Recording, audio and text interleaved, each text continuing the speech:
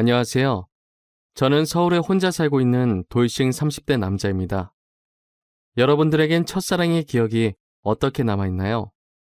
다시 생각해도 설레고 아련하고 그리운 기억으로 남아있으신가요? 남자는 생각만 해도 설레는 첫사랑을 죽을 때까지 못 잊는다고 하던데 저는 다른 의미로 첫사랑을 죽을 때까지 못 잊을 것 같아요. 어쩌다 제 첫사랑의 기억이 이렇게 바뀌게 되었는지 지금부터 이야기를 풀어볼게요.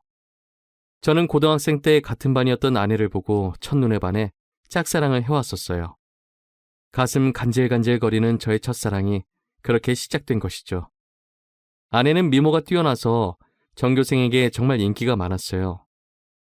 여자들은 아내가 쓰는 물건들을 따라 샀었고 학교에서 인기 좀 있다는 잘생긴 애들도 아내의 뒤를 졸졸 따라다녔었어요.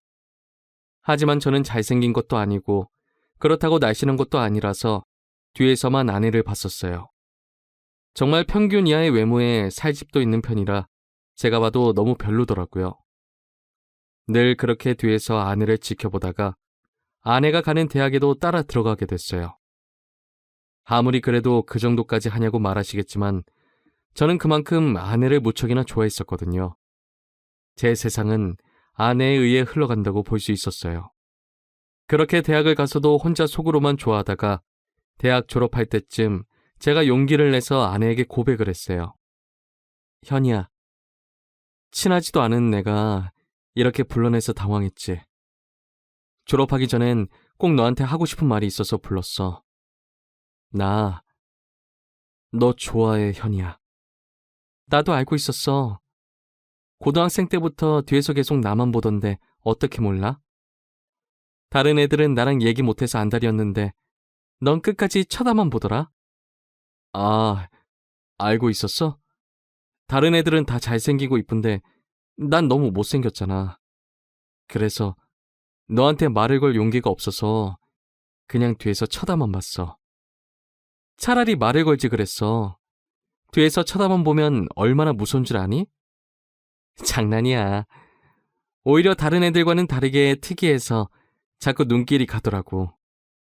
아, 그랬어? 그럼 계속 특이한 애로 남게 오늘도 말 걸지 말 걸 그랬나? 나 근데 정말 너 좋아해. 대학까지 따라올 만큼 진짜 진심으로 좋아해. 대학까지 따라온 거야? 내가 뭐라고 이렇게 좋아해 주는 거야? 나 정말 별거 아닌 사람인데. 아니야. 너만 보고 있으면 주변이 환해지고 너가 웃을 때마다 내가 행복해지는걸. 이젠 졸업 앞두고 마지막이라고 생각하고 말한 거야. 부담 가지지 마. 대답 안 해줘도 돼. 왜? 난 대답하고 싶은데. 원래 고백은 대답 들으려고 하는 거 아닌가? 나는 좋아. 우리 한번 만나보자. 아직 어리니까 가볍게 만나보고 아니면 그때 헤어지면 되지. 저는 인생은 믿져봐야 본전이라는 생각에 당연히 차일 것이라고 예상하고 고백한 것인데 예상 밖으로 아내는 활짝 웃으면서 저를 받아주더라고요. 그렇게 저희는 얼떨결에 연애를 하게 되었어요. 남들과 똑같이 데이트도 하고 사랑을 나누었죠. 아내 주변에서는 도대체 저를 왜 만나냐고 했었는데 그냥 웃기만 하더라고요. 저는 이유가 뭐든 지금 아내와 사귀고 있다는 자체가 행복해서 아무런 상관이 없었어요. 그리고 졸업을 하고 저는 운 좋게 대기업에 취업을 하게 되었어요. 아내도 대기업에 계속 이력서를 넣어보는데 서류 전형은 대부분 합격을 하는데 저보다 자격증이 많이 부족해서 그런지 최종 면접에서 항상 떨어지더라고요. 결국은 대기업은 포기하고 중소기업에 취직을 하게 되었죠. 위로가 전혀 안 되겠지만 그래도 아내에게 취직 축하한다고 맛있는 것도 사주고 아내가 평소 갖고 싶어 했던 지갑도 축하 선물로 사줬습니다. 아내는 저의 응원을 받고 힘을 내서 열심히 회사를 다녔어요. 제가 어느 정도 직급이 올라갔을 때 아내에게 결혼을 하자고 했어요. 아내는 망설임도 없이 단칼에 제 청혼을 거절하더라고요. 아직 직장이 변변치 못하다면서 자신이 당당해질 수 있을 때 결혼을 하고 싶다고 했었어요. 아무것도 없는 나랑 결혼하고 싶다고 해줘서 너무 고마운데 아직 내가 직장이 변변치 않아서 지금 결혼하기엔 너한테 너무 미안해. 그럼 내가 싫어서 거절하는 게 아니라 직장 때문에 거절하는 거야? 직장이 무슨 상관이야. 우리 둘이 잘 살면 되는 거지. 그래도 직장이 좋아야 월급도 많이 받고 우리가 걱정 없이 살 거 아니야. 너 월급에 비하면 내 월급은 너무 작잖아. 나는 내가 네 앞에서 당당해질 수 있을 때 결혼하고 싶어. 그래도 너가 안 버는 것보단 낫지. 우리 둘이 같이 벌면 괜찮아. 그리고 나 혼자 벌어도 너 하나쯤은 먹여 살릴 수 있어. 아내가 저보다 못한 직장에 다닌다고 스트레스 받아 하는 것 같아서 괜찮다고 다독여줬어요. 아내는 제가 대기업에 다니니까 확실히 제 월급이 자신 월급보다 많다는 것을 알았지만 정확히 얼마나 되는지 모르는 상태였거든요. 그래서 저는 아내에게 이 정도의 월급을 받고 있으니 결혼해도 문제가 없다고 설득했죠. 제가 자신보다 2배 넘게 받는다는 것을 듣고 놀라더니 고민을 하는 것 같더라고요. 계속되는 저의 설득 끝에 아내는 긍정적으로 생각이 바뀐 것인지 제 청혼을 받아주었어요. 제가 이렇게 결혼을 서두르게 된 이유는 회사에서도 아내가 인기가 많은 것 같더라고요. 아내가 종종 회사에서 치근덕거리는 남직원이 있다고 얘기를 꺼낼 때마다 다른 남자들이 더 이상 치근덕거리지 않게 얼른 결혼을 해야겠다는 마음을 먹게 됐죠. 저는 그렇게 힘들게 아내와 결혼하는 데 성공했습니다. 저희는 결혼한 지 2년이 지났는데도 자식 없이 여전히 둘이서 신혼생활을 보내고 있어요. 사실 아무리 노력을 해도 아이가 저에게 찾아올 생각을 하지 않더라고요. 아내와 저는 아직 젊으니까 조급해하지 말고 아이가 찾아올 때까지 천천히 기다려보기로 했어요. 그러다 결혼 3년 차가 되었을 때 아내가 임신을 했더라고요. 저희 부모님은 아들이든 딸이든 상관없다며 너무 수고했다고 고맙다면서 아내의 손을 꼭 잡고 우셨어요. 아내도 어머니의 눈물을 보고선 살짝 눈가에 눈물이 고였더라고요. 며느리 아끼는 시부모님 덕분에 낙동강 오리알 신세가 된 저만 힘들어졌었어요. 아내 회사가 중소기업이어도 설립자가 여성분이어서 그런지 복지가 대기업 못지않게 좋더라고요. 아내는 일을 하면 스트레스 받을까봐 아이를 위해 휴직을 하고 집에서 쉬고 있었어요. 혹시나 쉬면서 집안일이라도 할까 어머니께서 집에 오셔서 아내 대신 집안일을 다 해놓고 가시더라고요. 저도 퇴근하고 오면 어머니의 잔소리를 듣고 아내의 시중을 들기 시작했고요. 아내 시중을 들면서도 저는 태어날 아이 생각에 하나도 힘들지 않았고 행복했어요. 저희는 아들, 딸 구애받지 않으려고 병원에 검진을 가도 성별을 알려고 하지 않았어요. 출산하고 아이를 보러 신생아실에 갔는데 아내를 아주 쏙 빼닮은 귀여운 딸이더라고요. 엄마를 닮아서 그런지 아이의 얼굴이 벌써 완성형이라고 호들갑 떨었다가 아내한테 주책이라면서 벌써 딸바보 됐냐고 등짝 한 대 맞았네요. 아내 손이 매운 편인데 저는 그날 아무리 맞아도 아프지가 않고 오히려 간지러웠어요. 이래서 다들 딸 낳으면 딸바보가 되는 건가 보다 싶더라고요. 딸이 태어난 지 이제 1년이 넘어가기 시작했을 때 저는 집 앞에서 충격적인 장면을 목격하게 됐습니다. 제가 직급이 올라가면서 회의다 뭐다 여기저기 불려다니다 보니 정시 퇴근하는 아내가 항상 저보다 먼저 집에 와 있었어요. 그런데 제가 몸이 안 좋은 것 같아서 회의에 참석하지 못하고 집에 바로 온 적이 있었어요. 차를 주차하고 내리려고 가방을 챙기는데 어떤 차에서 내리는 아내가 보이더라고요. 아내는 운전면허가 없어서 항상 제가 데려다 주거나 대중교통을 이용해서 출퇴근을 했었거든요. 저는 처음엔 동료가 데려다 준 거라고 생각하고 신경을 쓰지 않으려고 했었어요. 그런데 아내가 집에 들어가려고 할 때 남자가 차에서 내리더니 아쉽다는 듯 아내의 손을 잡더라고요. 저는 내리려고 손잡이에 올린 손을 떼고 그 모습을 어처구니 없이 쳐다보고 있었어요. 아내는 남자를 보면서 웃고 있고 남자는 잡은 손을 앙탈 부리듯이 흔들고 난리도 아니더라고요. 다른 사람이 보면 그 둘이 부부인 줄 알겠더라고요.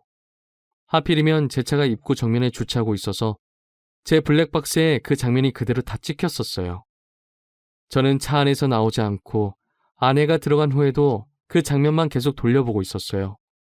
잘못 생각한 거라고 현실을 부정하려 했지만 보면 볼수록 외도가 맞는 것 같아서 화가 나더라고요. 더 확실한 증거를 잡아야겠다는 생각에 저는 집으로 바로 들어가지 않았어요. 차 안에서 쉬다가 원래 제가 퇴근하던 시간에 맞춰서 집에 들어갔죠. 아내가 웃으면서 저한테 왔냐고 말하는데 온몸에 소름이 돋았어요. 저는 아무것도 못 본 사람 마냥 아내에게 평소와 다를 것 없이 똑같이 대했었어요. 아내가 음식을 하는 동안 혹시나 다른 증거들이 나오지 않을까 싶어서 아까 아내가 입고 있었던 코트를 뒤졌는데 아무것도 나오지가 않더라고요. 저는 아내가 잘 때 휴대폰을 몰래 확인해 보기로 마음먹었습니다. 아내가 먼저 잠든 것을 확인하고 휴대폰을 들고 조용히 거실로 나왔어요. 잠금이 걸려 있었는데 비밀번호가 딸 생일이더라고요. 저는 고민할 것도 없이 제일 먼저 카카오톡을 들어가 보았어요. 전부 회사 직원들과의 단톡이나 제가 알고 있는 고등학교 친구들과의 단톡이었는데 유일하게 한 사람만 개인톡을 하고 있더라고요. 저장명도 심상치 않은 게 제 직감으로는 이 사람이 아까 아내를 데려다 준 사람이라고 생각했죠. 개인톡을 들어가 보니 역시나 제 예감이 딱 들어맞았더라고요. 아내가 저랑 연애했을 때보다 그 사람이랑 더 달달하게 카톡을 주고받았어요. 그런데 두 사람이 사귄 지가 꽤나 오래된 사이였던 것 같았어요. 같이 데이트하면서 찍은 음식 사진에 남자가 살짝 걸려있는 사진들과 대놓고 찍은 커플 사진들도 있길래 모조리 제 휴대폰으로 옮겨놓았어요. 그리고 다음날 아침밥을 먹으면서 아무렇지 않은 표정으로 평소 대화하듯 아내에게 이혼 서류를 준비하라고 했어요. 아내는 잘못 들은 건가 싶은 표정으로 갑자기 무슨 소리냐고 하더라고요. 저는 아무 말 하지 않고 커플 사진을 아내의 폰으로 전송했어요. 방금 내가 당신한테 사진을 하나 보냈는데 그게 우리 이혼 사유야. 그러니까 군말 없이 퇴근하면 이혼 서류 준비하고 당신 짐 싸놓고 있어. 여보, 내가 미안해. 다신 안 그럴게. 잘못했어.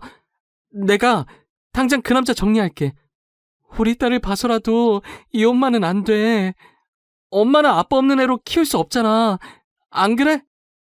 그걸 아는 사람이 남편 두고 이렇게 딴 남자를 만나고 있었던 거야? 저번에 친구랑 저녁 먹고 온다고 했던 날도 그 남자랑 먹었더라? 그땐 정말 아무 사이 아니었어. 그날은 둘 다 상사한테 엄청 혼나고 퇴사 고민할 만큼 힘들길래 같이 저녁 먹으면서 하소연하고 헤어진 게 다야. 진짜야.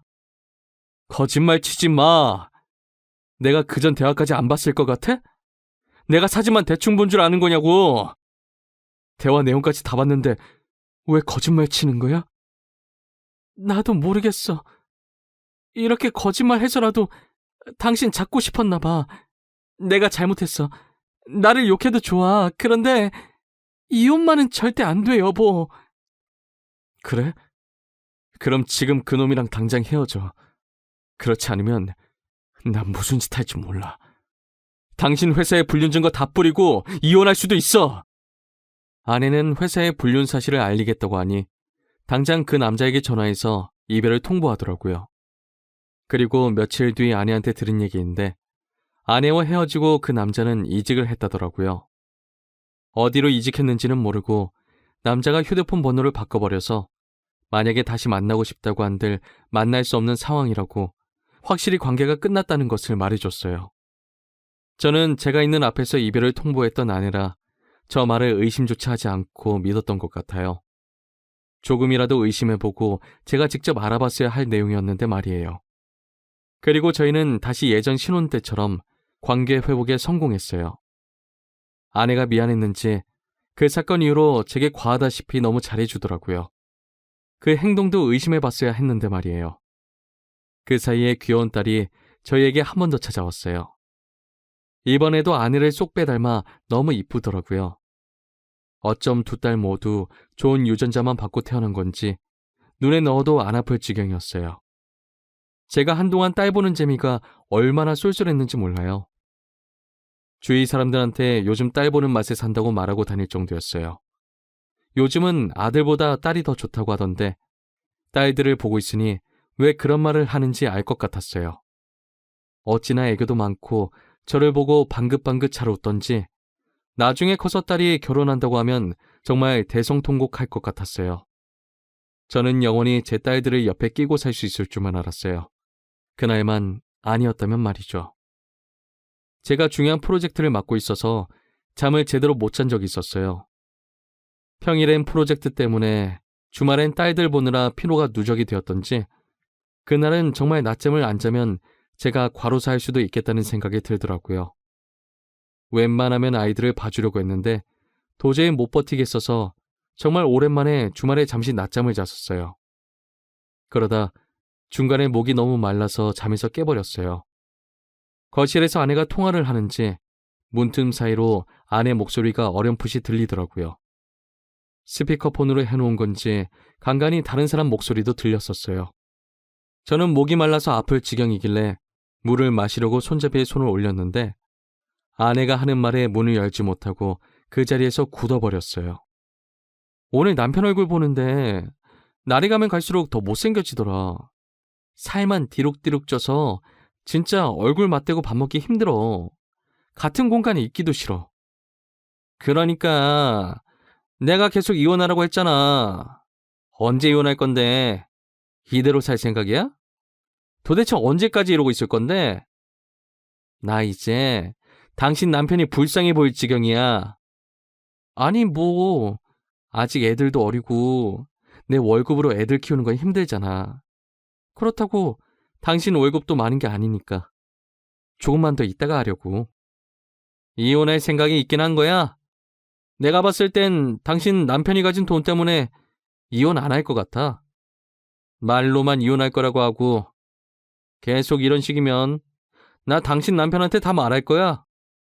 아, 좀 기다려보라고 했잖아. 왜 이렇게 보채는 거야? 매력 떨어지게. 우리 딸 부족함 없이 키워야 하지 않겠어? 그러니까 조금만 참아. 그건 그렇긴 한데 나도 애기들 보고 싶단 말이야.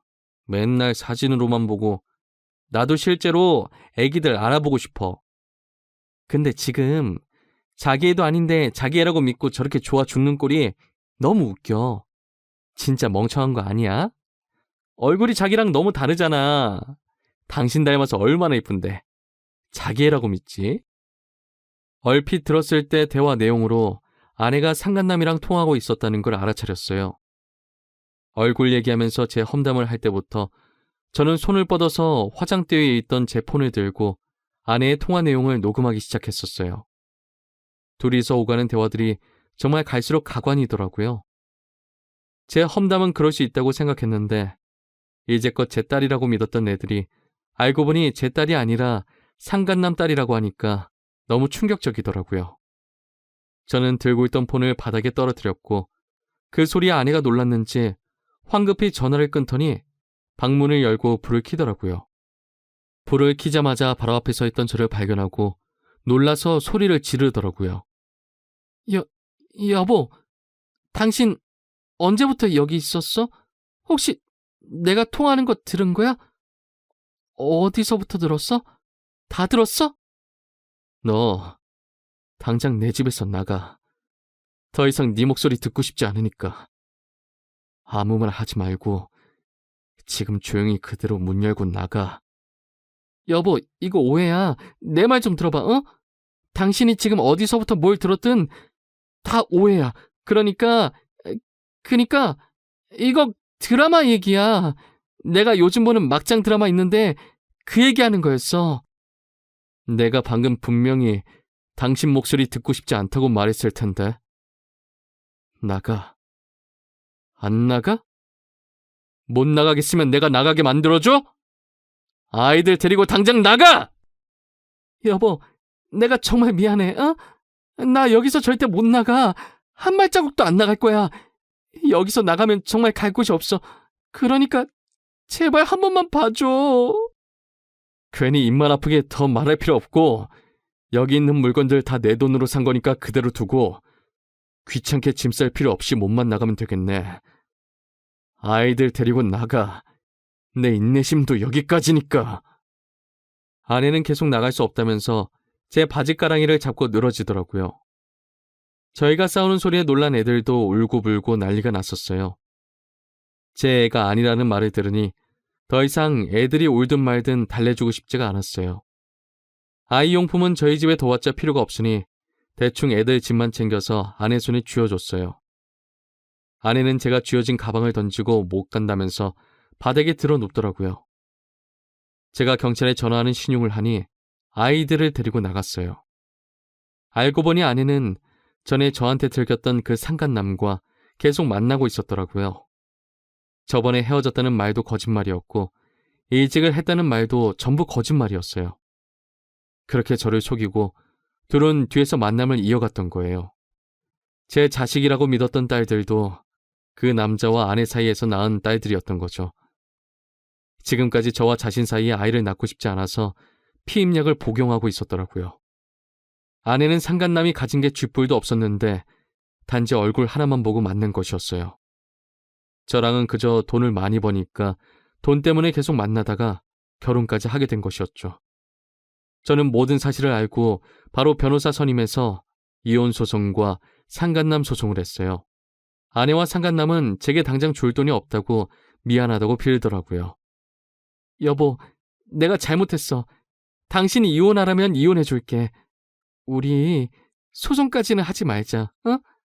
그래도 같이 살아온 세월이 있는데 합의 이혼으로 끝내면 안 될까? 정말 죄송합니다. 용서받지 못할 짓 한 거 알아요. 그치만 소송만은 하지 말아주세요. 모아둔 돈도 없어서 당장 위자료 줄 돈이 없어요. 이렇게 부탁드립니다. 이렇게 될 거라고 예상을 못했나 봐요.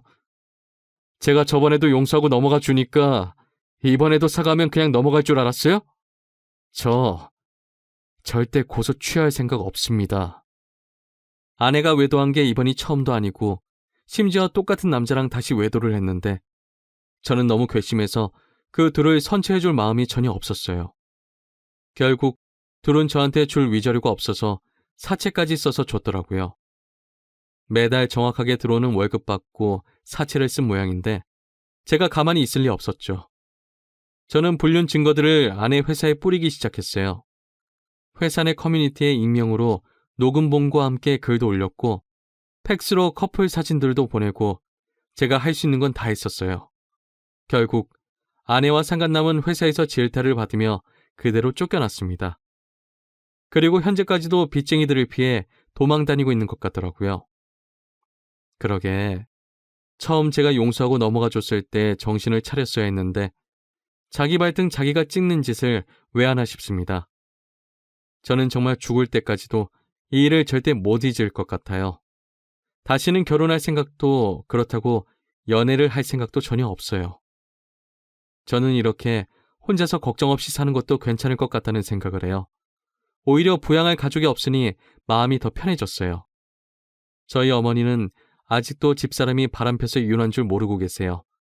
나이도 많으신데 혹시나 충격에 쓰러지실까봐 영원히 제 가슴에만 묻어두려고 합니다. 여러분들은 첫사랑의 기억이 꼭 이쁘게 남아있었으면 좋겠네요. 지금까지 제 이야기 들어주신 모든 분들께 감사합니다. 모두 가족들과 행복하고 따뜻한 겨울 보내시길 바랍니다.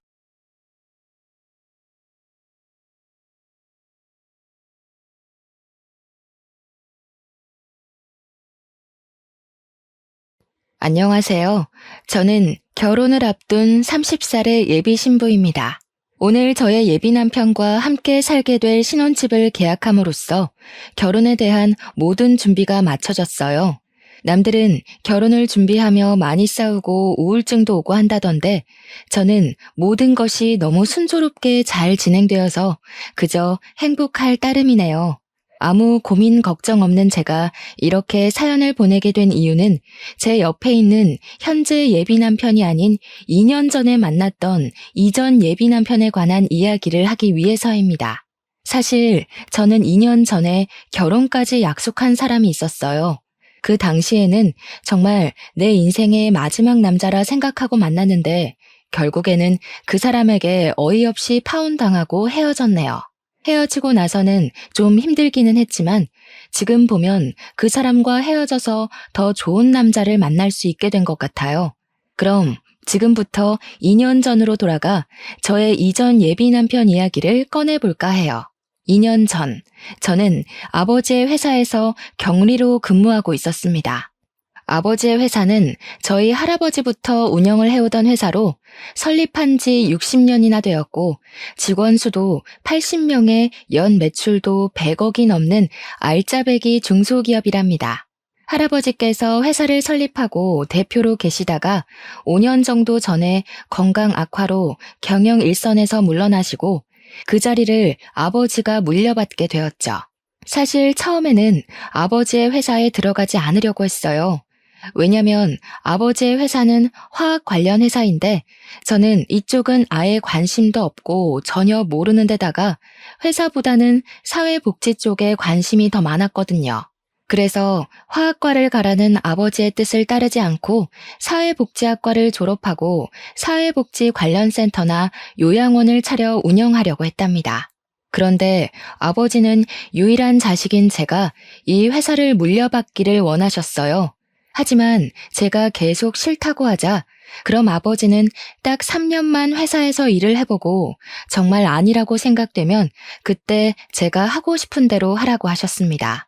처음에는 말도 안 되는 소리라고 거절했지만 아버지는 사회복지센터나 요양원도 엄연한 기업인데 아무것도 모른 채 멋모르고 운영해서 실패하는 것보다는 아버지 옆에서 3년간 일하며 회사 운영하는 방법을 보고 배우는 것도 좋지 않겠냐고 하시더라고요. 곰곰이 생각해보니 아버지의 말씀이 틀린 말은 아니라서 그 뒤로 아버지의 뜻을 따라 회사에서 일하게 되었습니다. 그러나 회사 일은 역시 제 적성에 맞지 않았어요. 그래도 아버지께 말씀드린 것도 있으니 지루하고 일하기 싫어도 꾸역꾸역 참고 일을 했죠. 그러던 어느 날 회사에 제 이상형에 가깝고 목소리도 아주 멋진 분이 방문했습니다. 그분은 우리 회사 거래처 사장님의 둘째 아들인데 아버지 회사에서 일하게 되었다며 앞으로 잘 부탁드린다고 꾸벅 인사를 하더라고요. 저는 커피 한 잔을 건네주며 이야기를 잠시 나눴는데 나이는 저와 같은 28살에 이름은 홍민호였어요. 잠깐의 시간이었지만 둘 다 아버지의 회사에서 일하고 나이도 같다는 공감대가 있어서 그런지 대화가 잘 통한다고 느껴졌답니다. 그 뒤로 회사 업무를 핑계로 몇 번 통화도 하고 만나서 이야기도 나누면서 친분을 서서히 쌓아갔고 그렇게 몇 달이 지나 우리는 연인이 되었어요. 연애만 할 때는 그저 행복했습니다. 제가 평소에 꿈꿔왔던 이상형이었고 목소리가 너무 멋지고 무엇보다 항상 자신의 의견보다 제 의견을 우선시해 주었거든요. 저는 이 사람과 결혼하면 평생 행복하게 살 수 있을 것 같다는 확신이 들었고 연인 사이가 된 지 6개월 만에 정식으로 부모님께 인사를 드리자고 했습니다. 예비 남편도 저의 생각에 동의해서 먼저 이번 주말에는 우리 집에 먼저 인사를 드리고 다음 주말에 예비 남편의 집에 인사를 드리기로 했어요. 예비 남편이 우리 집에 오기로 한 날 아침이 밝았어요. 우리 엄마는 제가 집에 남자를 데리고 온다고 하자 아주 많이 반가워하시며 새벽부터 일어나 이것저것 음식을 장만하셨습니다. 평소에는 잘 주시지도 않던 생선에 갈비찜에 전복에 각종 나물까지 무슨 잔치상을 차려놓으셨더라고요. 엄마를 도와 상차림이 마쳐지고 얼마 지나지 않아 예비 남편한테 집 앞이니 대문을 열어달라는 전화가 왔어요. 문을 열어보니 예비 남편이 서 있었는데 저는 약간 실망했습니다. 저희 부모님은 친구의 집에 처음 방문할 때에는 작은 음료수나 과자라도 사들고 가는 것이 예의라고 알려주셨는데 예비 남편은 빈손으로 왔더라고요. 여기까지는 사람마다 생각의 차이이고 남의 집에 간다고 꼭 뭐를 사들고 가는 것이 법으로 정해진 것도 아니기에 그럴 수도 있다고 생각했어요. 그런데 결혼을 생각한 사람의 집에 첫인사를 오는데 회사에서 입는 작업복을 입고 온 것이 아니겠어요. 제가 회사에서 일하다가 온 거냐고 물으니 그것도 아니고 작업복이 제일 편해서 그냥 입고 왔다고 하더라고요. 사실 우리가 그동안 만날 때마다 예비 남편은 회사에서 일하다가 와서 작업복을 그대로 입고 만났어요. 어차피 둘이서만 만나는 거고 예비 남편은 아버지의 회사를 물려받을 생각으로 회사에서 먹고 자고 생활하니 그런 부분에 대해 큰 불만은 없었습니다. 하지만 오늘은 엄연히 결혼을 염두에 두고 만나는 첫 자리인데 작업복을 입고 오는 것은 좀 아니잖아요. 게다가 일하다가 온 것도 아니고 그냥 단순히 편하다는 이유로 이렇게 왔다는 것이 저는 이해가 잘 되지 않더라고요. 부모님도 조금 당황하신 눈치였지만 일단 제가 집에 처음으로 데리고 온 남자이니 반갑게 맞이해 주셨습니다. 예비 남편은 엄마가 준비하신 음식을 아주 맛있게 먹었고 엄마는 그런 모습이 보기 좋았는지 이것저것 더 먹으라고 챙겨주시더라고요. 아버지는 거래처 사장님의 아들과 이렇게 연이 닿은 것이 신기하다며 이것도 인연이라면 인연이니 앞으로 우리 회사와 예비 남편의 회사가 서로에게 도움을 주는 좋은 관계로 남았으면 좋겠다고 하셨어요. 그리고 다음 주 제가 예비 남편의 집에 인사를 드리러 가기로 한 날이 되었습니다. 저희 부모님은 그래도 첫 방문이니 뭐라도 들고 가야 한다며 과일 바구니를 준비해 주셨어요. 옷도 그냥 편하게 청바지에 티셔츠를 입고 가려고 했는데 엄마는 첫인사인데 이렇게 입고 가는 것은 조금 아닌 것 같다며 정장 스타일의 원피스를 입고 가라고 하시더라고요. 그렇게 저는 원피스에 과일 바구니를 들고 예비 남편의 집 앞으로 가서 전화했습니다. 그런데 예비 남편이 전화를 받지 않더라고요. 2번, 3번 해도 전화를 받지 않길래 벨을 눌렀더니 예비 남편이 자다 일어난 얼굴로 잠옷을 입고 나왔어요. 오늘 분명히 인사를 드리러 간다고 어제 통화까지 했는데 지금 이 시각까지 잠을 자고 있느라 전화도 받지 못했다는 것이 좀 그렇더라고요. 어찌되었든 예비 남편을 따라 집 안으로 들어갔습니다. 저는 솔직히 지난주에 우리 엄마가 그렇게까지 차려주셨으니 거하게 한 상은 아니더라도 약간의 음식은 준비가 되어 있을 줄 알았어요. 그런데 예비 시부모님은 제가 와도 소파에 앉아서 TV를 보고 계시고 집안은 청소도 하지 않았는지 엉망진창이더라고요. 준비된 음식은 당연히 아무것도 없었고요. 김연이 맞지? 민호한테 이야기 들었어. 어머, 무슨 과일 바구니를 다 사왔어. 우리 집에 과일도 많은데. 일단 그래도 사왔으니 잘 먹을게. 주말에는 원래 쉬어야 하니까 청소도 못했어. 이해하지? 거래처 사장님 딸이라고 들었네. 이렇게 만나게 돼서 반가워요. 그럼 집 구경도 하고 잘 놀다가 가요. 나는 방에 가서 낮잠 좀 자야겠어. 저는 분명히 이 집에 결혼을 생각하고 첫인사를 온 것이었는데 부모님은 제가 그냥 친구로서 놀러 온 것으로 생각했는지 아무 준비를 하지 않으셨더라고요. 뭔가 좀 이상했지만 일단 예비 남편을 따라 집과 예비 남편의 방을 구경했어요.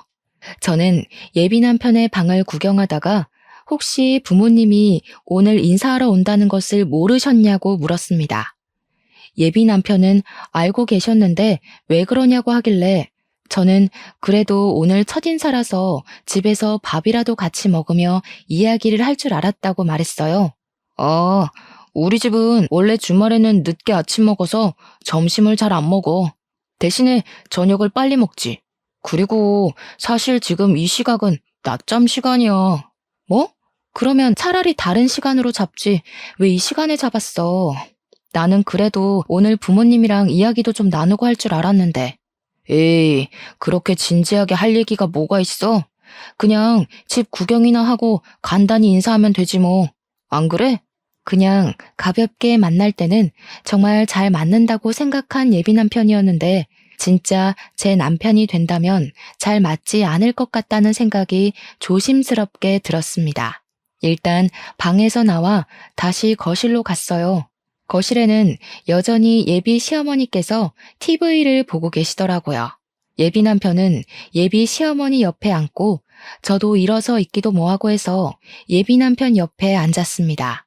예비 시어머니는 TV를 보다가 제가 가져온 과일 좀 먹어보자며 예비 남편에게 과일을 깎을 칼과 접시를 가져오라고 했어요. 예비 남편이 주방에서 칼과 접시를 챙겨오자 예비 시어머니가 저에게 칼과 접시를 넘기며 과일 좀 깎아보라고 하고 다시 TV를 보시는 게 아니겠어요? 솔직히 저는 아직 손님이고 오늘 처음 보는데 대뜸 과일을 깎으라고 시키시니 너무 당황스럽더라고요. 하지만 과일 깎는 것이 어려운 일이 아니니 그냥 과일 바구니 안에서 사과와 배를 가져와 깎았어요. 연희야, 껍질이 너무 두껍네. 껍질을 얇게 깎아야지. 너 회사 일하느라 살림은 하나도 해보지 않았구나? 티가 너무 난다. 결혼하기 전에 과일 깎는 법부터 배워와. 알겠니? 예비 시어머니는 제가 깎아둔 껍질을 들고 너무 두껍게 깎았다고 타박하며 과일을 드시기 시작했어요. 예비 남편은 예비 시어머니의 그런 말을 듣고도 아무 말도 하지 않고 과일을 혼자 집어먹더라고요. 솔직히 우리 집에서는 예비 남편 온다고 상다리 휘어지게 잔치상을 차려 대접했는데 여기서는 물 한 잔도 받아 먹지 못하고 이렇게 과일이나 깎고 있으며 타박까지 듣는 것이 화가 났어요. 그래도 처음 뵙는 자리인데 굳이 소란을 만들고 싶지는 않아서 그냥 꾹 참고 있었습니다. 그런데 너네는 결혼하면 엄마한테 용돈 얼마 줄 거야? 연희 너희 회사는 꽤 크니까 부모님 도움 많이 받을 수 있지 않아? 나중에 연희 네가 회사 물려받을 수도 있고 말이야. 저는 아버지 회사에는 관심 없어요. 지금은 3년만 회사에 다녀보라고 하셔서 그냥 다니고 있는 거예요. 그리고 저는 결혼할 때 친정의 도움 없이 제 힘으로 결혼을 하고 싶어요. 그래? 그럼 뭐 많이 모았어? 할아버지께서 저 20살 때 성인 된 기념으로 주신 제 명의 아파트 하나 있고 어릴 때부터 돈 모으고 투자도 하고 해서 결혼을 준비할 정도의 돈은 있어요. 아파트가 있어? 그럼 네 아파트에서 너희 신혼살림 꾸리면 되겠다. 참, 요새 내 주변에 며느리 본 사람들 이야기 들어보니까 며느리들이 시댁에 한 달에 100만 원씩 용돈 준다더라. 자산이 그 정도나 있으면 너희도 한 달에 용돈 100만 원 가능하겠다. 우리 민호가 여자는 기막히게 잘 골라왔네. 엄마, 당연하지. 연희도 회사 계속 다니고 나도 아버지 밑에서 일하면 그 정도는 가능하지 않겠어? 연희야, 그치? 저는 솔직히 아버지 회사 3년만 다니고 관두고 제 갈 길을 갈 것이고 제 명의 아파트는 여기서 먼 서울이라 거기서 신혼살림을 꾸릴 생각 없습니다. 그리고 시부모님 용돈은 아직 생각을 해보지는 않았지만 한 달에 100만 원은 조금 과한 것 같다는 생각이 드네요. 그리고 시부모님께 한 달에 100만 원을 드리면 친정 부모님께도 100만 원씩 드려야 하는데 그럼 한 달에 200만 원이 나가는 셈이 되니 너무 부담되네요. 너도 설마 시댁과 친정이 무조건 똑같아야 한다고 생각하는 그런 아이니? 어차피 친정은 회사도 엄청나게 잘 되고 돈도 많은데 굳이 용돈을 왜 드려? 그리고 아파트가 회사가 멀어서 그곳에서 신혼집 못 꾸리겠으면 그 집 팔면 되잖아. 그 팔고 난 돈으로 이 근처에다가 신혼집 얻어서 살면 되지. 그러면 빚도 생기지 않고 딱 좋네. 그치? 무조건 안 된다고 하지만 말고 내 말 한번 진지하게 생각해봐. 어른 말 잘 들으면 자다가도 떡이 나온단다 얘야. 예비 시어머니는 제 명의 아파트를 판 돈으로 이 근처에 신혼집을 마련하고 한 달에 자신에게 100만 원씩 보내주길 바라는 눈치였습니다. 저는 그런 요구가 너무 기가 막혔어요. 제 명의 아파트니까 필요하다면 제 마음대로 아파트를 팔 수 있기는 하지만 할아버지의 선물이니 될 수 있으면 오래 가지고 있다가 나중에 의미 있게 사용하고 싶었거든요. 그런데 예비 시어머니는 그 아파트를 팔고 집을 마련하라고 하고 심지어 한 달에 100만 원이나 되는 큰 용돈을 그저 바라고만 계시더라고요.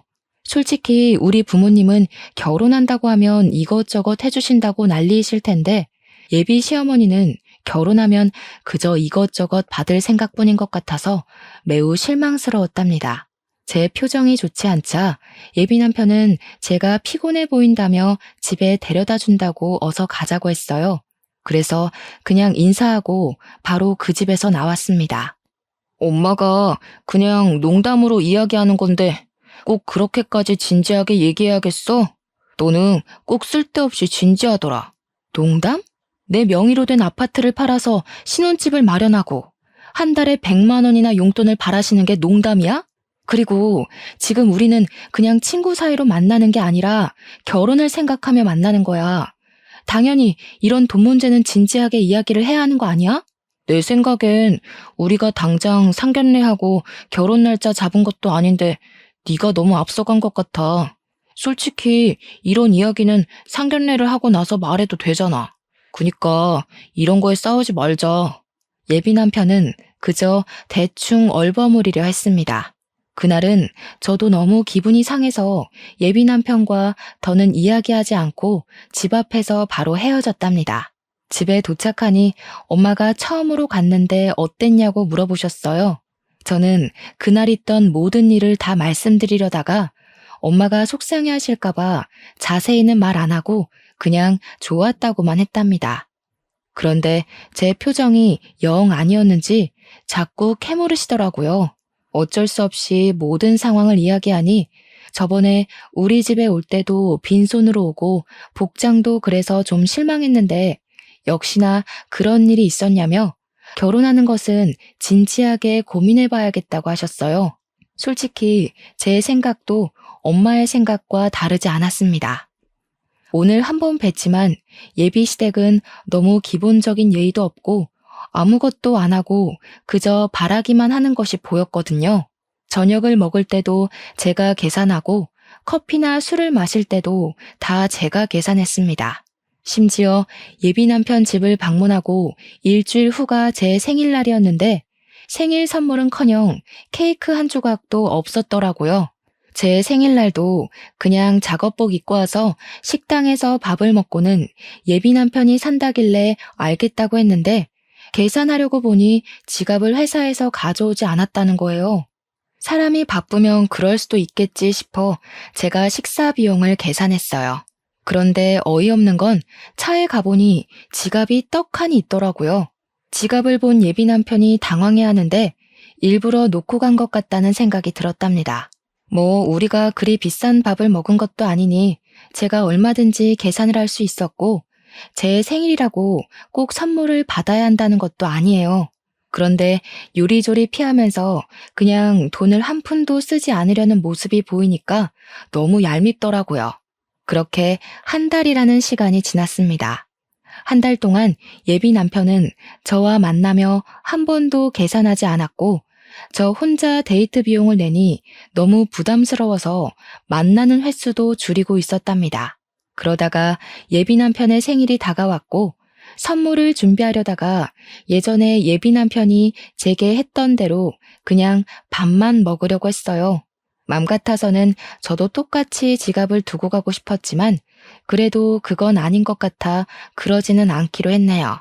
그런데 자신의 생일 일주일 전부터 블루투스 이어폰이 일할 때 필요하다며 자꾸 블루투스 이어폰을 생일 선물로 사달라는 식으로 이야기하더라고요. 저한테 돈을 한 푼도 쓰지 않으려는 예비 남편에게 굳이 블루투스 이어폰을 사주고 싶지는 않았어요.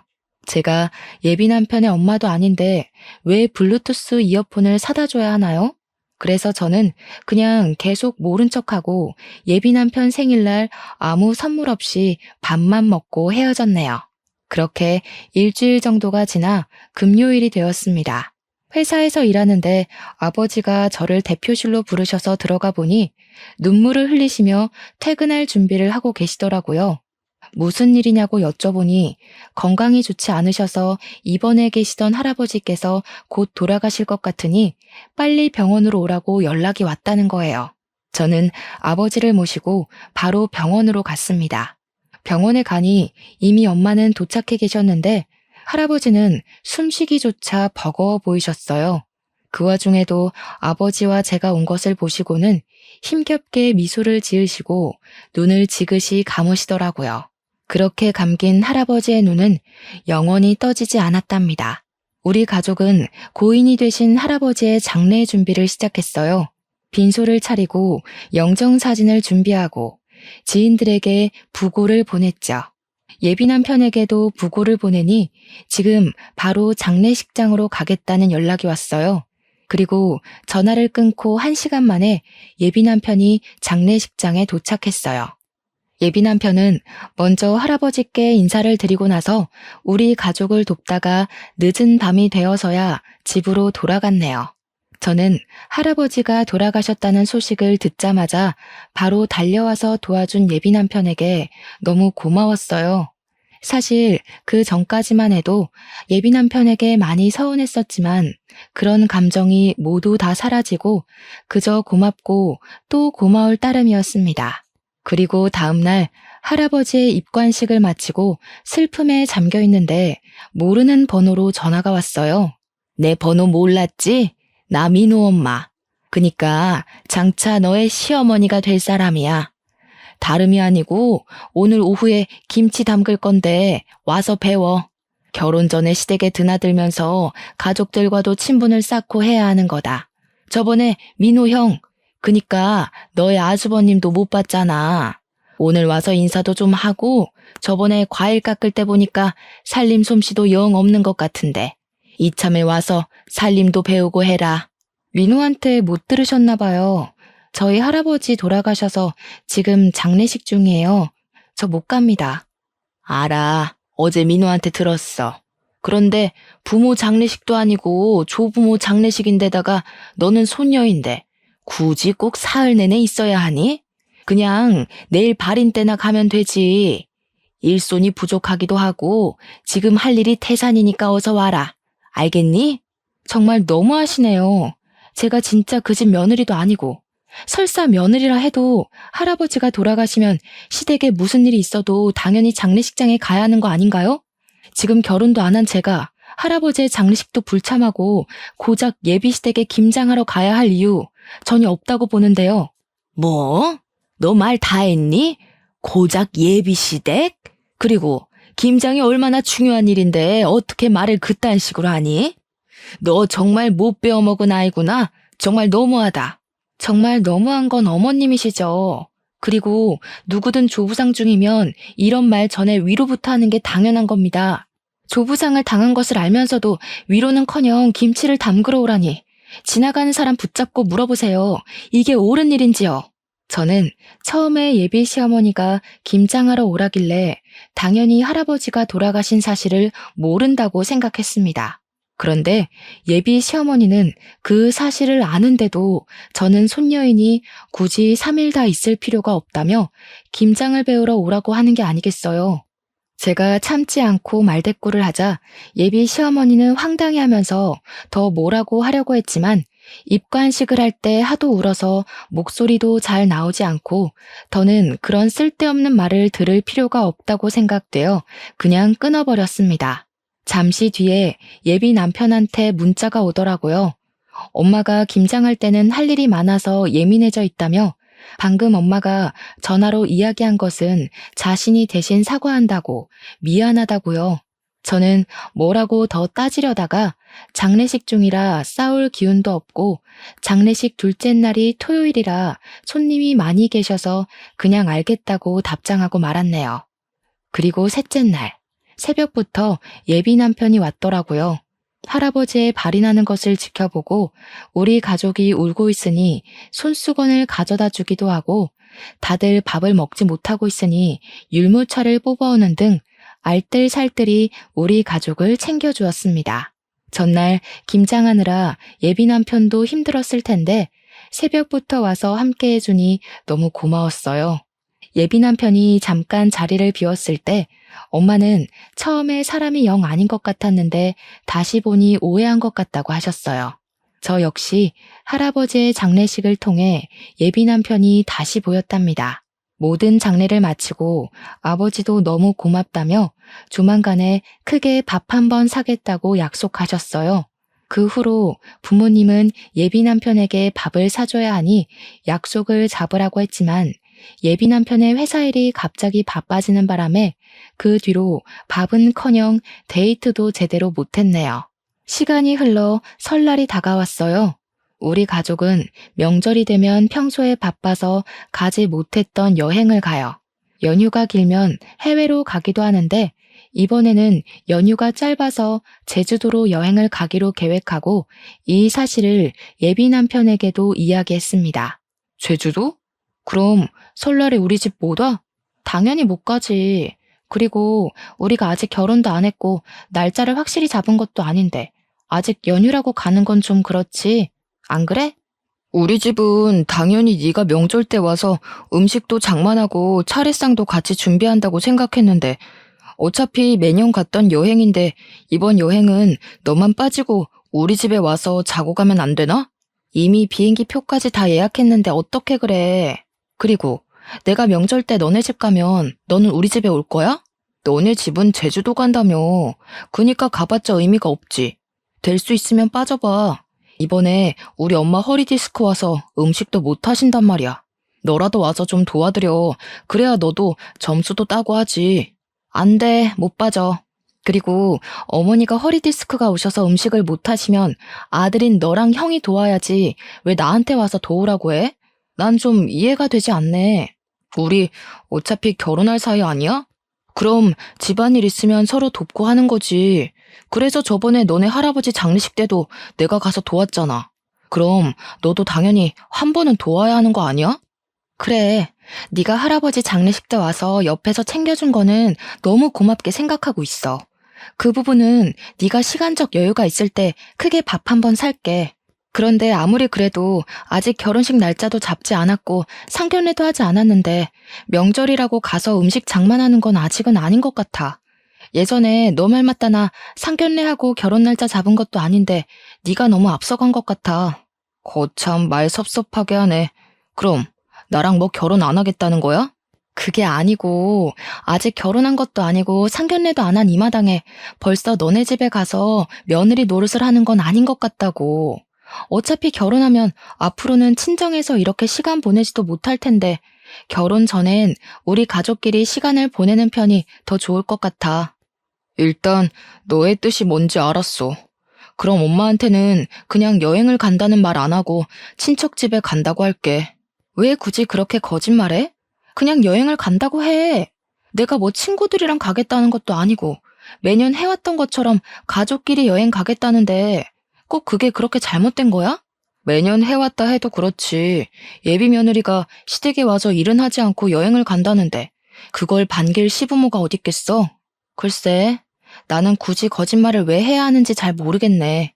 난 솔직히 이런 거로 우리가 다투는 것도 이해가 안 가. 그리고 예비 며느리? 우리가 뭐 결혼식 날짜라도 잡았니? 상견례라도 했어? 저와 예비 남편은 서로의 생각을 전혀 이해하지 못했어요. 그렇게 시간이 흘러 설 연휴가 시작되어 우리는 계획대로 제주도로 떠났습니다. 제주도 숙소에 도착해서 짐을 풀고 있는데 예비 시어머니한테 전화가 왔어요. 나다. 너 가족끼리 제주도 갔다며? 결혼을 생각하면 당연히 시댁에 와서 살림도 배우고 같이 음식 장만도 하고 어른들께 인사도 해야 하는 거 아니냐? 저번에 김장 때는 할아버지 돌아가셨다고 못 온다더니 이번에는 명절인데도 여행을 간다고 못 와? 이게 말이나 되는 소리니? 이번에는 너도 있으니 음식도 많이 하려고 재료도 많이 준비했는데 이 모든 것을 나 혼자 해야 한다니 정말 막막하구나. 제가 민호한테도 이야기했는데 저는 사실 상견례도 하지 않은 제가 굳이 명절이라고 시댁에 가서 음식을 해야 한다는 게 도무지 이해가 되지 않네요. 그리고 음식 장만할 사람이 필요하면 그 집에 아버지도 계시고 아들도 2명이나 있는데 넷이서 오손도손하게 앉아서 하면 되지. 꼭 제가 필요한가요? 무슨 제가 조리사도 아니고 말이에요. 이게 말이면 다인 줄 아나? 너네 부모가 그따위로 가르쳤니? 예비 시어머니가 버럭 소리를 지르는데 그 소리가 얼마나 큰지 옆에 있던 엄마가 다 듣고 모든 상황을 알게 되었답니다. 엄마는 예비 시어머니의 이런 황당한 요구에 화가 단단히 나셔서 저의 핸드폰을 뺏고 스피커로 어머니와 통화를 하셨어요. 저 연희 엄마 되는 사람입니다. 연희 아직 결혼도 하지 않았는데 김장이 웬 말이며 명절이라고 오라는 건 무슨 경우예요? 막말로 대개 아드님이 결혼 전부터 우리 집에 불려오면 좋겠습니까? 예비 며느리도 엄연히 며느리입니다. 앞으로 우리 집에 사람이 될 텐데 와서 살림도 배우고 가풍도 배우고 해야지요. 그리고 사위랑 며느리는 달라요. 며느리는 시댁에 뼈를 묻어야 하는 사람이에요. 사위는 백년손님, 며느리는 출가외인도 모르세요? 무슨 조선시대에서 오셨어요? 지금 시대가 어느 시대인데 아직도 출가외인 타령이세요. 우리 집 귀한 딸 연희 그런 집으로 시집 못 보냅니다. 그쪽이 대개 아드님 귀하게 키운 것처럼 저도 우리 연희 쥐면 부서질까 불면 날아갈까 애지중지 키웠습니다. 전 죽었다 깨어나도 그 집으로 시집 못 보내니 그런 줄 아세요. 이보세요. 뭐 말이면 단 줄 아세요? 그리고 그렇게 나오면 제가 몰라봬서 죄송하다고 할 줄 알아요? 저도 그 집이랑 결혼 못해도 아쉬울 거 하나 없어요. 시댁에 대한 기본 도리도 모르는 아이를 며느리로 들일 마음 추호도 없습니다. 시댁에 대한 기본 도리요? 그러는 그쪽은 사람에 대한 기본 도리가 하나도 없으시네요. 상 치르는 아이한테 김장하러 오라고 하지를 않나. 아직 결혼도 안 했는데 전화해서는 소리 지르면서 어서 오라고 하지 않나. 저는 이렇게 도리가 없는 집안에 우리 연희 절대 못 보냅니다. 전화 끊습니다. 엄마는 많이 화가 나셔서 민호랑 절대 결혼시키지 않을 테니 그만 만나라고 하셨습니다. 저 역시 저번 김장 때와 이번의 사건을 통해 결혼하면 고생길이 환히 열리는 것이 눈에 보여 결혼할 마음은 진작에 접었고, 여행을 마치고 나서 예비 남편을 만나 살아온 가정 환경이 너무 맞지 않아 결혼을 못하겠다고 말해야겠다 생각했지요. 그래도 일단 시간을 내서 제주도에 왔으니 맛있는 음식도 먹고 재미있는 시간을 보냈습니다. 비록 바람이 불고 추워서 밖에서 놀지는 못했지만 가족끼리 숙소에서 알차게 시간을 보내고 다시 집으로 왔네요. 여행을 마치고 집으로 돌아와서 예비 남편에게 전화했는데 받지 않더라고요. 문자와 카톡을 남겨도 읽지도 않고 답장도 없었어요. 그 다음 날도 그 다음 날도 예비 남편은 연락이 되지 않았습니다. 집으로 찾아갈까 했지만 뭐 지금 서로 애틋해서 하루라도 못 보면 죽겠는 사이도 아니고 헤어지자고 말하려는 판에 굳이 집 앞까지 찾아가고 싶지는 않더라고요. 그냥 언젠간 연락이 오겠지 싶었고, 또 무엇보다 우리 회사에 업무차 2주일에 한 번씩은 오니까 언젠간 회사에서 볼 거로 생각했답니다. 그렇게 연락이 되지 않은 지 4일 정도가 지났어요.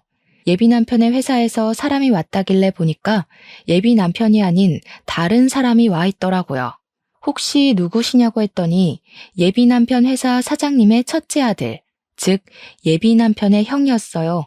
인사를 하고 제자리에 와서 일하려는데 회사에서 오랫동안 근무를 한 과장님이 예비 남편의 형이 예전에 파혼하고 정말 오랜만에 왔다는 거예요.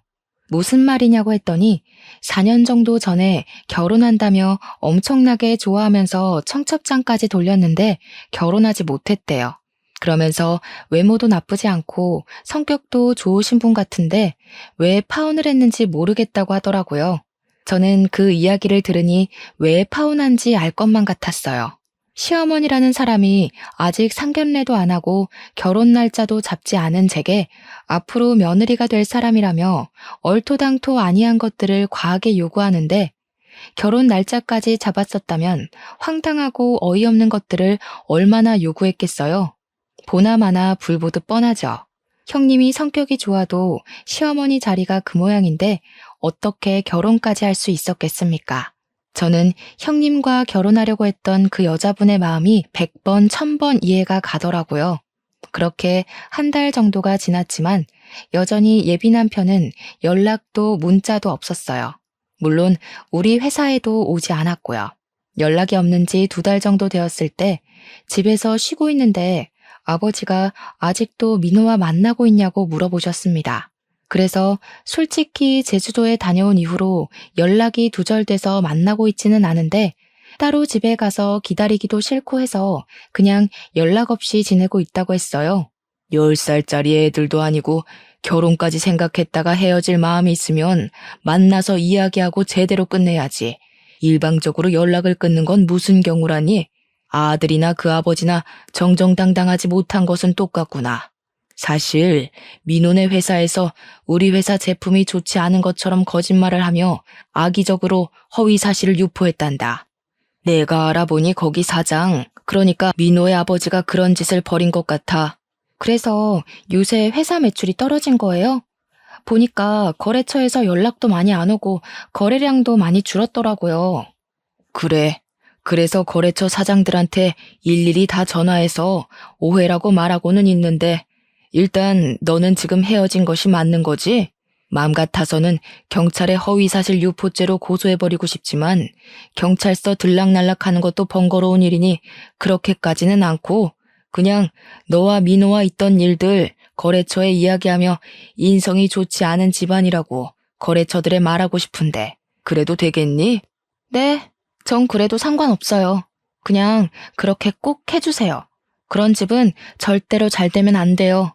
그 후로 아버지는 거래처 사장님들께 예비 남편과 저의 이야기를 다 퍼뜨렸습니다.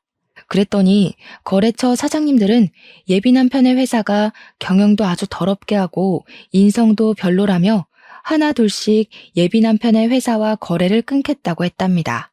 결국 예비 남편의 회사는 매출이 없어 회사가 문을 닫았고 이렇게 회사가 망하고 나니 그제야 예비 남편에게 전화가 왔어요. 야, 너네 아버지 때문에 우리 회사 다 망했잖아. 이게 지금 뭐 하는 짓이야? 치사하게. 오랜만이네. 몇 달 만에 연락했으면 최소한 그동안 잘 지냈냐고 안부 인사 먼저 하는 게 예의 아니니? 먼저 치사하게 나온 쪽이 누군데 우리한테 난리야? 우리 아버지가 무슨 근거 없는 이야기 했니? 우리는 실제 사실을 이야기한 것뿐이야. 그리고 너는 애도 아니고 헤어진다고 잠수를 타냐? 나 참 어이가 없어서. 아니다. 기본적인 예의도 모르고 바라는 것만 많은 너네 집이랑 시작 전에 이렇게 헤어지는 게 다행이지. 아무래도 우리 집 조상신이 나를 구해준 것 같네. 뭐? 너 어떻게 말을 그따위로 해? 제정신이야? 아무리 그래도 우리 결혼을 생각하고 진지하게 만났던 사이였어. 그래, 우리 결혼을 생각한 사이였지. 그런데 너는 그렇게 잠수 타냐? 지금 우리 거의 석 달 만에 연락한 건 알고 있지? 우리가 정말 진지하게 만남을 생각했다면 이렇게 오랫동안 잠적했겠어? 우리는 이제 결혼을 앞뒀던 사이가 아니라 원수보다도 못한 사이가 된 거야. 알겠니? 더는 너랑 내가 할 얘기 없을 것 같은데 끊는다. 차마 잘 지내라는 말은 못하겠다. 안녕. 저는 마지막으로 하고 싶던 말 다 쏟아내고 끊어버렸고 그 뒤로 연락이 오지 않았습니다. 이렇게 저는 파혼했네요. 그 뒤로 한동안은 뭔가 마음이 허해서 회사 일과 공부에만 미쳐서 살았어요. 그 결과 회사에서도 인정받고 컴퓨터 관련 자격증도 따고 영어 실력도 향상되었죠. 그렇게 살다가 회사에서 좋은 대리님을 만났고 그분은 저의 진짜 예비 남편이 되어 결혼을 앞두고 있답니다. 물론 파혼을 한 저의 사연도 다 말했는데 제 상황을 누구보다 안타까워했고 이해해 주었어요. 게다가 제 진짜 시부모님이 되실 분들은 너무 인자하시고 집에 방문하면 하나라도 더 챙겨주시려고 하세요. 정말 저를 딸처럼 생각하시는 것이 눈에 보여서 너무 감사한 마음으로 행복하게 결혼 준비를 하고 있답니다. 연애와 관련된 말 중에 똥차가 가고 벤츠가 온다라는 말 있죠? 아마 한 번쯤은 다들 들어보셨을 텐데 저는 사실 이 말을 싫어했어요. 본인 스스로 벤츠를 살 수 있는 능력을 키우면 되는데 아무것도 하지 않고 벤츠처럼 좋은 남자가 오기만을 기다리는 것 같았거든요. 그런데 똥차를 만나고 허한 마음을 채우려 이것저것 공부하며 스펙을 쌓으니 정말 제 인생에 벤츠 같은 남자가 왔네요. 2년 전 파혼을 겪으면서 한때는 정말 우울하기도 했는데 그래도 지금 생각하면 그때 많이 배우고 내면적으로 성장하게 된 계기가 된 것 같아요. 지금 제 사연을 듣고 계시는 분 중에서도 예전에 저처럼 파혼을 생각하시거나 파혼을 이제 막 경험한 분들도 분명히 계실 것으로 생각합니다. 파혼을 겪었다고 해서 인생을 실패한 것이 아니니 너무 좌절하지 마세요. 여러분에게 파운의 시련을 안겨준 똥차가 갔으니 이제는 자신의 스펙을 쌓고 내면을 착실하게 다져서 여러분만의 벤츠를 꼭 찾으셨으면 좋겠습니다. 희망과 용기를 잃지 마시고 열심히 살아보자고요. 저의 사연을 듣고 누군가는 위로와 용기를 얻길 바라며 저의 이야기를 마쳐볼까 합니다. 들어주셔서 감사합니다.